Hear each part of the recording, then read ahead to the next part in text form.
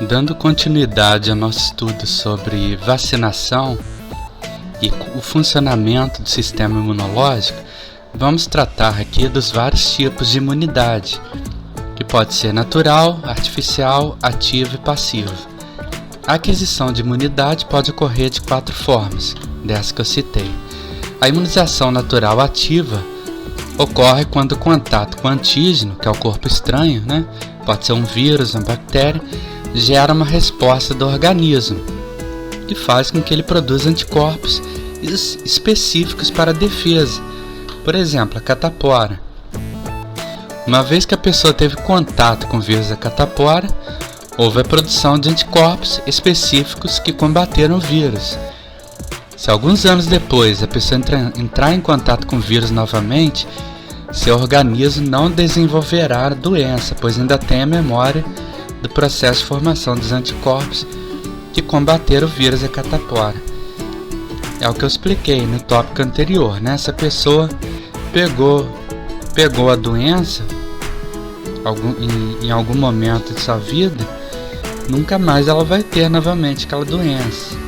No caso, a catapora, Isso não é válido para todas as doenças, claro. Temos a imunização natural passiva, que acontece quando os anticorpos para certos antígenos são introduzidos no organismo de uma pessoa naturalmente. Por exemplo, durante a amamentação, vocês estão vendo na imagem. Muitos anticorpos passam para o bebê através do leite materno, e isso garante a ele imunidade contra várias doenças nos primeiros meses de vida. Então, o leite materno ele é rico em anticorpos que protegem o bebê durante os primeiros meses de vida, uma vez que o organismo do bebê ainda é frágil, ainda está aprendendo a produzir anticorpos. Então, a imunização passiva, ele já recebe os anticorpos prontos diretamente da mãe, por meio do leite. Temos a imunização artificial ativa, que ocorre através da vacinação. A vacinação constituída por antígenos semelhantes ou idênticos aos vírus ou bactérias que causam as doenças e são capazes de incentivar a produção de anticorpos contra essas doenças no organismo.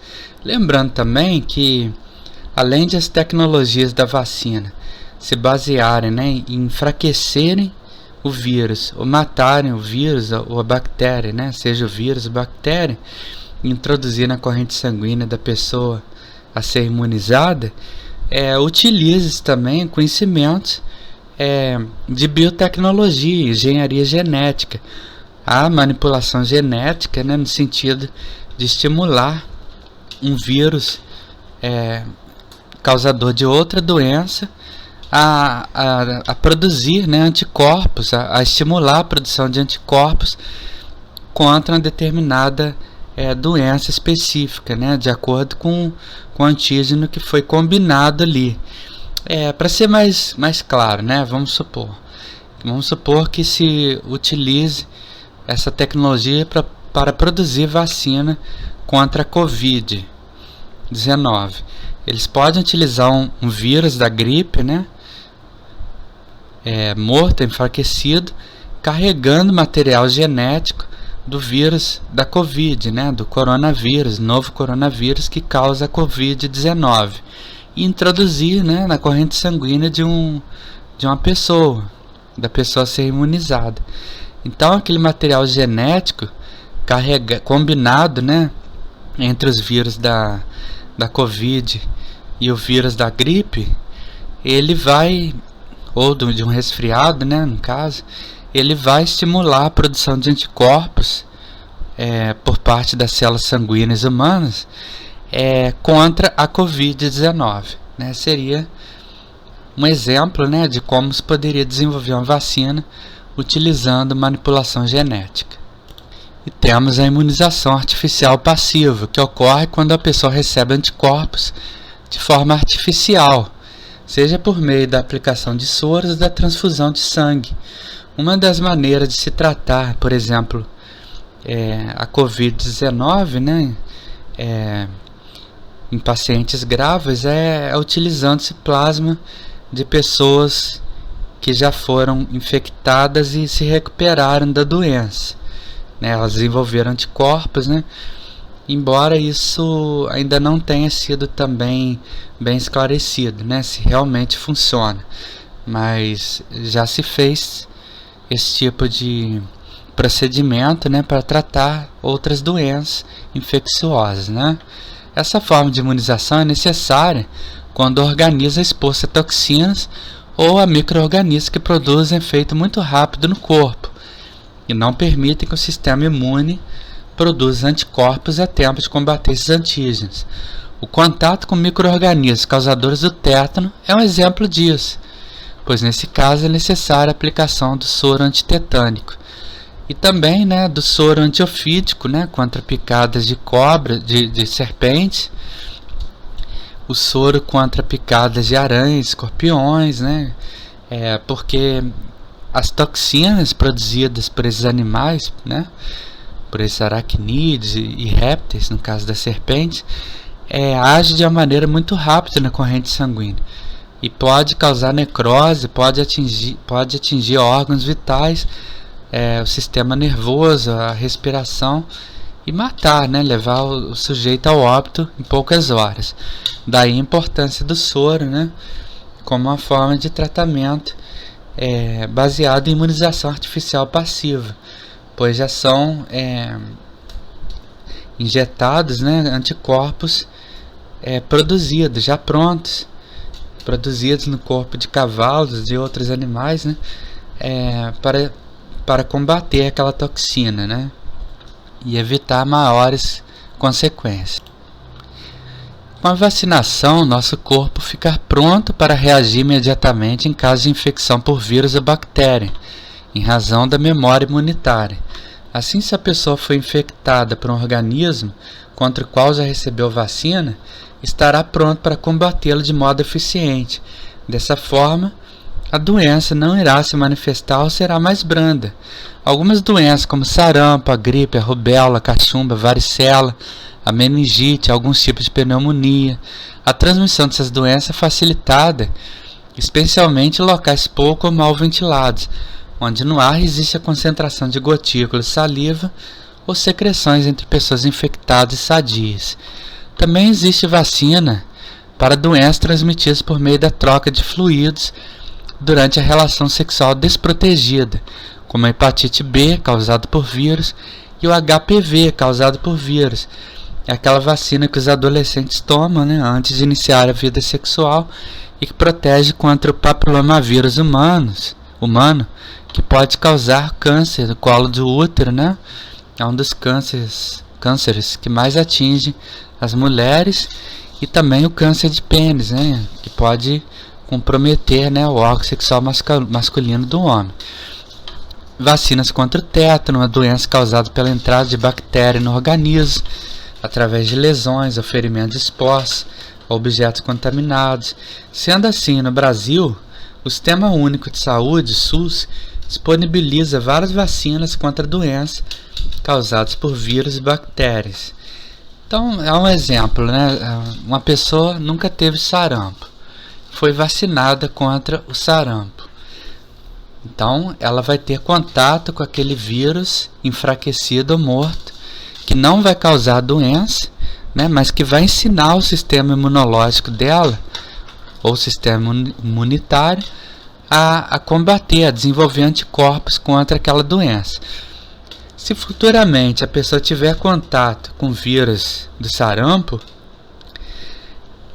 o organismo dela vai desenvolver anticorpos, vai saber como combater aquele vírus, e a pessoa não vai ficar doente, ela não vai pegar a doença, sarampo, ou vai desenvolver uma forma mais branda, né, menos grave da doença. Então essa é a importância da vacinação, tá? É muito importante isso, porque estamos vivendo em uma época em que grupos contrários à vacinação, estão se disseminando facilmente pela internet, né, criando grupos em WhatsApp e sites, participando de debates e fóruns em sites, pregando contra a vacinação, né, contra a importância da vacinação. inventa as teorias mais absurdas, né? Teorias conspiratórias de que a vacinação seria uma maneira de o governo controlar os indivíduos, os cidadãos, né? Coisas que não fazem sentido algum. Alguns dizem que o governo vai implantar microchips na corrente sanguínea para vigiar a pessoa ou exibir determinado comportamento, né? Ou fazer que essas pessoas desenvolvam determinados comportamentos. É claro que isso não tem nenhuma base científica, né? São teorias absurdas, conspiratórias, mas que têm causado um grande estrago nas campanhas de vacinação, né? Sobretudo quando afirmações desse tipo são feitas por autoridades que deveriam zelar pela importância da vacinação e dos programas de saúde pública desenvolvidos em nosso país. Então, a vacina protege contra doenças causadas por vírus. São exemplos a poliomielite, a febre amarela, a hepatite A, a hepatite B, a gripe, o sarampo, a rubéola, a varicela, a cachumba, o condiloma acuminado, que é uma infecção sexualmente transmissível, né, causado pelo vírus HPV, que é o papilomavírus humano, etc. Temos as doenças causadas por bactérias, como a coqueluche, o tétano, a difteria, a meningite e alguns tipos de pneumonia. Lembrando que existem as pneumonias virais e as pneumonias bacterianas. Aqui é uma tarefa para vocês fazerem depois. Vocês vão ler esse pequeno texto sobre a importância do Instituto de Tecnologia em Imunobiológicos, a Biomanguinhos, a uma unidade da Fundação Oswaldo Cruz, da Fiocruz, que é responsável pela pesquisa, inovação e desenvolvimento tecnológico para a produção de vacinas. Vale a pena vocês conhecerem, né, um pouco mais sobre este grande centro de produção, né, esse instituto, né, de produção de vacinas. Agora vamos ver um pouco as diferenças entre vacinas e soros. As vacinas influenciam a produção de anticorpos pelo sistema imune, o que caracteriza o processo de imunização ativa, pois o corpo irá reagir e produzir anticorpos. Existe também o processo de imunização passiva, que ocorre no caso da utilização de soros, pois eles contêm os anticorpos contra a doença e possuem efeito curativo, mas não preventivo como as vacinas. Nesse caso, o corpo não irá produzir os anticorpos, ele receberá os anticorpos prontos. Então, enquanto a vacina protege o organismo de infecções futuras, já que estimula a produção de anticorpos, né, pelas células brancas do sangue, daí o termo imunização ativa, o soro ele baseia-se na introdução de anticorpos já prontos no organismo da pessoa, para combater o efeito de toxinas, né, de animais venenosos, de animais peçonhentos. Para produzir soros são utilizados cavalos, pois eles são animais de grande porte que podem produzir altas quantidades de anticorpos. Dessa forma, nos cavalos é feita a introdução de culturas diluídas com antígenos que podem ser o agente causador de doença, ou veneno diluído de animais peçonhentos como aranhas e algumas serpentes. Então, retira-se o veneno da serpente, né? Dilui-se, né, esse veneno.